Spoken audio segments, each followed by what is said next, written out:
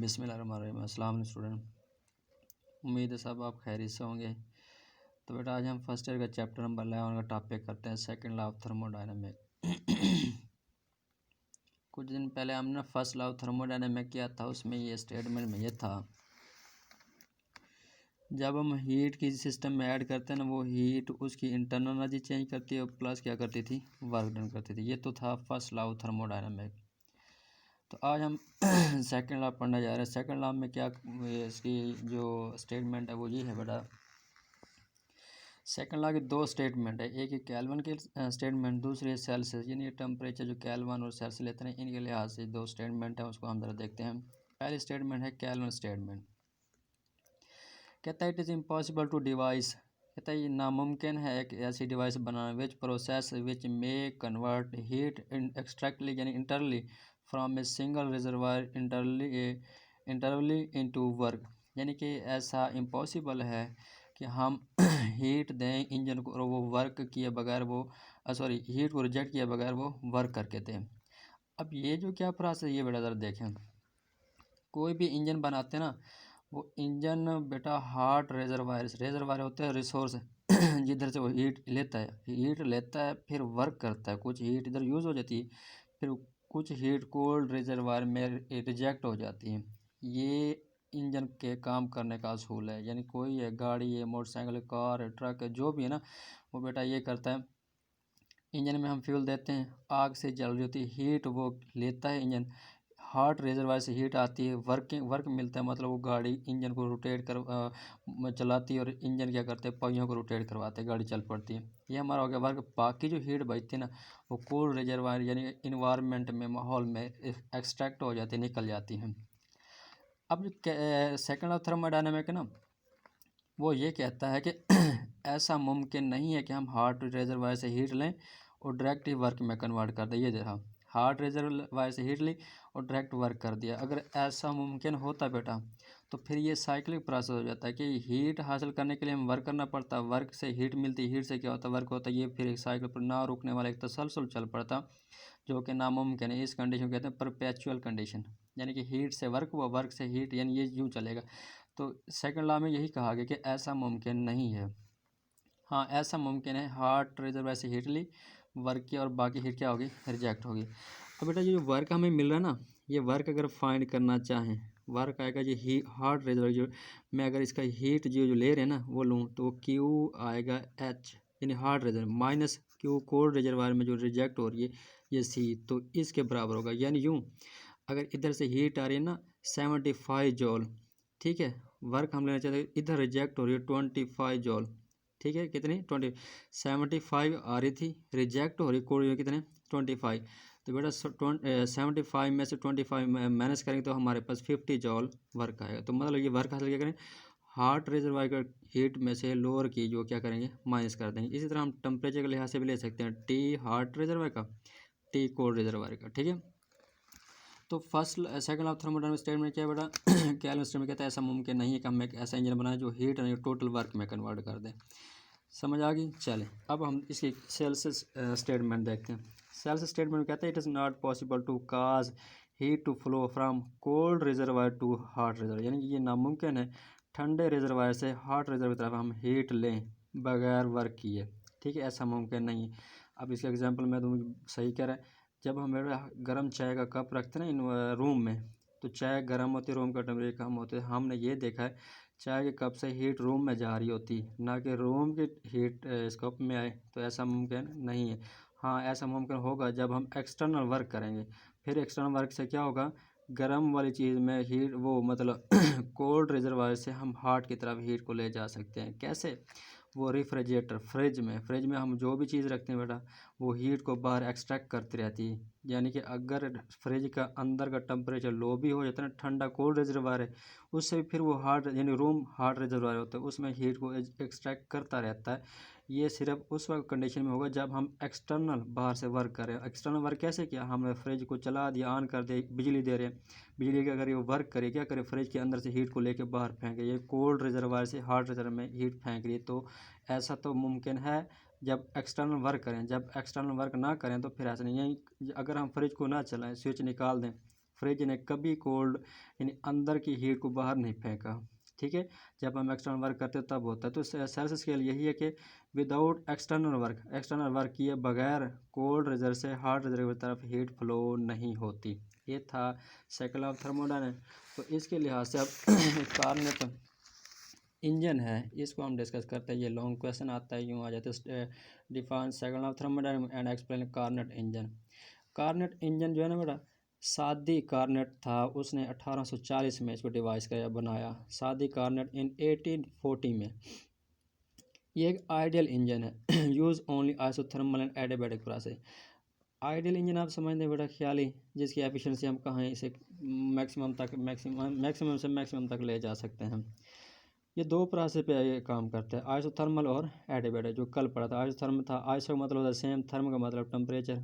ठीक है, यानी कि टेम्परेचर कांस्टेंट रहेगा आइसोथर्मल में। एडियाबैटिक में हीट ना तो इंटर होती ना ही लीव होती। अब इसकी कंसिडरेशन मतलब यह कि हम कंसीडर क्या करते हैं। हम एक सिलेंडर लेते हैं, having a conducting base only. इसकी सिर्फ बेस ये वाली नीचे वाली कंडक्टिंग, बाकी सारी ये दीवारें जो है ना ये इंसुलेटर होंगी। मतलब अगर हीट इस सिलेंडर में इंटर होना चाहिए तो सिर्फ बेस से ही हो सकती है, ना कि दीवारों से। ये सारी दीवारें क्या हैं, इंसुलेटर हैं। दूसरा, हम इसमें फाइंड क्या क्या करेंगे टू एक्सपेंशन और टू कंप्रेशन, यानी दो हम एक्सपेंशन पढ़ेंगे, दो ही कंप्रेशन। कैलकुलेशन ऑफ एफिशिएंसी, फिर हम क्या करेंगे, एफिशिएंसी कैलकुलेट करेंगे। अब कार्नेट साइकिल देखें, ये 4 स्टेप पे मुश्तमिल है। ये ग्राफ बनाया गया है। ये ग्राफ बेटा वॉल्यूम और ये है प्रेशर। वॉल्यूम और प्रेशर के लिहाज से ये है कि हम ग्राफ ए से बी, बी से सी, सी से डी, डी से ए तक ले जाते हैं, एक साइकिल कंप्लीट होते हैं। इसको हम कार्नेट साइकिल कहते हैं। यह कैसा होता है, पहला स्टेप देखिए, कहता है आइसोथर्मल एक्सपेंशन। यानी इसको हम आइसोथर्मल एक्सपेंशन मतलब यह है कि टेम्परेचर क्या रहेगा, कांस्टेंट। जब हम इसको एक्सपेंड करेंगे, ये था बेटा पिस्टन, जब हम इसको उठाएंगे ना, एक्सपेंड करेंगे, हीट इसमें एंटर होगी, तो बेटा इस ग्राफ में देखें प्रेशर फॉल होगा थोड़ा सा, वॉल्यूम बढ़ रहा है। देखो पहले वॉल्यूम था ये वाला, अब वॉल्यूम आ गया इधर, वॉल्यूम इधर क्या कर गया, इंक्रीज कर गया जब हमने इसको आइसोथर्मल एक्सपेंड किया। ठीक है, तो हमारे पास ए से बी कर्व आ गई। अब दूसरा स्टेप जो है एडियाबैटिक एक्सपेंशन। एडियाबैटिक एक्सपेंशन ये था हीट हमने इंटर नहीं करनी, हम इसको एक्सपेंड करेंगे, हीट इंटर नहीं तो फिर इंटरनल एनर्जी लॉस कर जाएगी, कम हो जाएगी। तो फिर बेटा देखेंगे बी से सी आएगा, वॉल्यूम हमने थोड़ा सा बढ़ाया ना, प्रेशर इस लेवल से लेकर इस लेवल तक फॉल करे, प्रेशर बड़ी सडनली फॉल होता है। एडियाबैटिक में ये होता है बेटा हीट इंटर नहीं होती, जो ही हम एक्सपेंड करें ना प्रेशर बिल्कुल सडनली फॉल हो जाएगा, यानी यूँ फॉल हो जाएगा। ठीक है, ये दूसरा हो गया एडियाबैटिक एक्सपेंशन हो गया। अब हम आइसोथर्मल कंप्रेशन पढ़ते हैं। आइसोथर्मल कंप्रेशन ये बेटा, हम अब इसको कंप्रेस करेंगे, जब कंप्रेस करेंगे हीट इधर से निकल, टेम्परेचर कांस्टेंट रहेगा। तो फिर देखें कंप्रेस करें, वॉल्यूम कम हुआ, देखिए ज़्यादा वॉल्यूम से इधर तक आ गया। जब वॉल्यूम कम हो रहा है प्रेशर थोड़ा सा चेंज हो रहा है, देखें ना इधर से नीचे से कुछ प्रेशर ऊपर तरफ, यानी कि इधर से कुछ ऊपर तक प्रेशर किया। ठीक है, अच्छा ये तो था आइसोथर्मल कंप्रेशन। अब हम पढ़ते हैं एडियाबैटिक कंप्रेशन। इसी को एडियाबैटिक कंप्रेशन वो होगा बेटा, इसमें ना तो हीट इंटर होगी ना लीव। जब हम कंप्रेस करेंगे ना हीट लीव नहीं करनी, बाहर नहीं आना। जब कंप्रेस करेंगे, जब हीट बाहर निकल रही, अंदर काइनेटिक एनर्जी बढ़ जाएगी मॉलिक्यूल की, और फ़ौरन से इधर से ये प्रेशर इंक्रीज कर जाएगा। तो देखो ये प्रेशर इंक्रीज किया तो एक साइकिल कंप्लीट हो गया। इसमें ये है कर्व आइसोथर्मल एक्सपेंशन, ये एडियाबैटिक एक्सपेंशन, ये आइसोथर्मल कंप्रेशन और ये एडियाबैटिक कंप्रेशन। तो एक साइकिल मुकम्मल है, इसको हम कहते हैं कार्नेट साइकिल। क्या कहते हैं, कार्नेट साइकिल। इस पूरे प्रोसेस में मेरा चेंज इंटरनल एनर्जी है वो ज़ीरो है। क्या है, ज़ीरो। तो यानी चेंज इंटरनल वर्क जो होगा इस ग्राफ के अंदर जो एरिया है, area A B C D A, यानी ग्राफ के अंदर जो एरिया है ना ये हमें वर्क प्रोवाइड करता है। वर्क हम पहले फाइंड करके, वर्क होता है प्रेशर और चेंज इन वॉल्यूम बराबर, यही हमें आउटपुट होती है। हम इनपुट क्या देते हैं, वो आउट इनपुट हीट या टेम्परेचर पे जो वर्क जो मिलता है वो आउटपुट मिलता है। अब हम देखते हैं एफिशिएंसी। एफिशिएंसी आप नाइन्थ में और 8th चैप्टर का आखिरी आर्टिकल मेरे ख्याल पढ़ा है। एफिशिएंसी होती है बेटा आउटपुट बटा इनपुट। आउटपुट होता है जो वर्क हमें मिलता है, इनपुट जो हम दे रहे होते हैं। तो ये आउटपुट वर्क हो, इनपुट क्या होगी, ये हीट। अब वर्क जो है ना हॉट रेजर्वायर की हीट माइनस कोल्ड रेजर्वायर की हीट। अभी मैंने वो वर्क पीछे बताया जो हम सेकंड और थर्मोडायनामिक्स पढ़ रहे थे। तो बेटा इधर हम पुट करेंगे, ये जो इनपुट है वो हॉट रेजर्वायर से जो हम हीट इनपुट कर रहे हैं। तो इधर मैं फिर एक बार दिखा देता हूँ। ये देखें, ये जो हमें वर्क मिलेगा हॉट रेजर्वायर की हीट माइनस कोल्ड, यानी इनका डिफरेंस वर्क आता है। इनपुट क्या, इधर से हम हॉट रेजर्वायर से जो हीट दे रहे हैं ये इनपुट होती है। तो हम इस आउटपुट के वर्क जगह लिखेंगे heat energy of hot reservoir minus heat energy of cold but में इनपुट हॉट रेजर्वायर की हीट एनर्जी मल्टीप्लाई 100% ये एफिशिएंसी। अब इस क्यू एच को दोनों पे अलग अलग डिवाइड कर लेते हैं, इस पे भी और इस पे भी। क्यू एच से क्यू एच कट गया 1 माइनस क्यू सी वर्ग क्यू एच मल्टीप्लाई 100%। इसी तरह हम टेम्परेचर के लिहाज से भी ले सकते हैं, यानी हॉट रेजर्वायर का टेम्परेचर ऊपर है कोल्ड रेजर्वायर का टेम्परेचर, क्योंकि ये कोल्ड रेजर्वायर की हीट थी ये हॉट की। अब ये जो है ना T C cold reservoir low temperature, ये हाई टेम्परेचर है। अच्छा, अगर हम एफिशिएंसी 100% लेना चाहें, 100% लेना तो बेटा कोल्ड रिजर्वायर का जो टेम्परेचर है उसे हमें ज़ीरो करना पड़ेगा, यानी कि टी सी 0 केल्विन अटेन करना इम्पॉसिबल है। इसलिए आइडल केस में आते हैं, हम ख्याल में तो ले सकते हैं, वैसे कोई नहीं। तो वैसे प्रैक्टिकली अगर कोई भी इंजीनियर इंजन बनाते हो कोई भी 100% एफिशिएंट नहीं बना सकते। जब ये ज़ीरो होगी कट जाएगा तो 101 से हो तो एफिशिएंसी क्या आ जाती है 100% हो जाती है। आइडल केस में ऐसा होता है, कब होता है जब हम कोल्ड रिजर्वायर टेम्परेचर कितना लेते हैं 0 सेंटीग्रेड, जो लेना मुश्किल है, नामुमकिन है। आगे कार्नेट थ्योरम, ये शॉर्ट सा आता है। कार्नेट थ्योरम दो कंपैरिजन है क्या रियल इंजन और कार्नेट इंजन में। ये है कार्नेट इंजन, ये है रियल इंजन। दोनों का हॉट रिजर्वायर का टेम्परेचर 1000 केल्विन, इसका भी 1000 केल्विन है, और कोल्ड रिजर्वायर का टेम्परेचर है 500 केल्विन। ठीक है।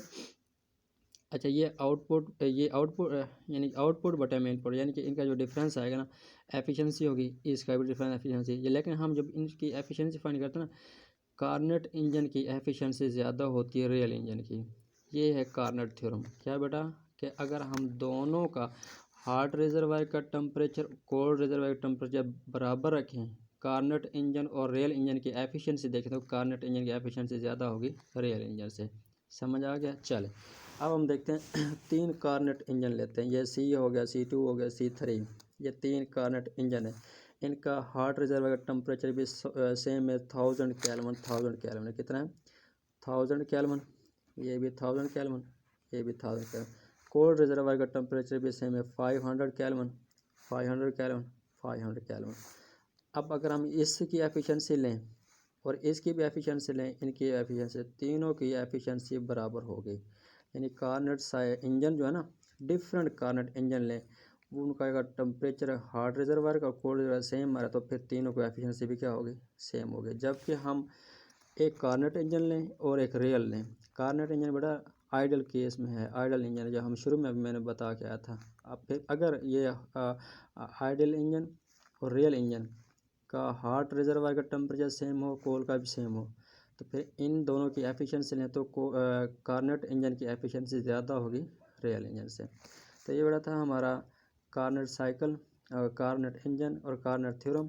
तो ये फर्स्ट ईयर का यूँ समझो सिलेबस ख़त्म हुआ, और 11 चैप्टर की एक्सरसाइज रहेगी, वो इंशाल्लाह कल करके हम वाइंड अप करते हैं, ख़त्म करते हैं। ओके, खुदा हाफिज़।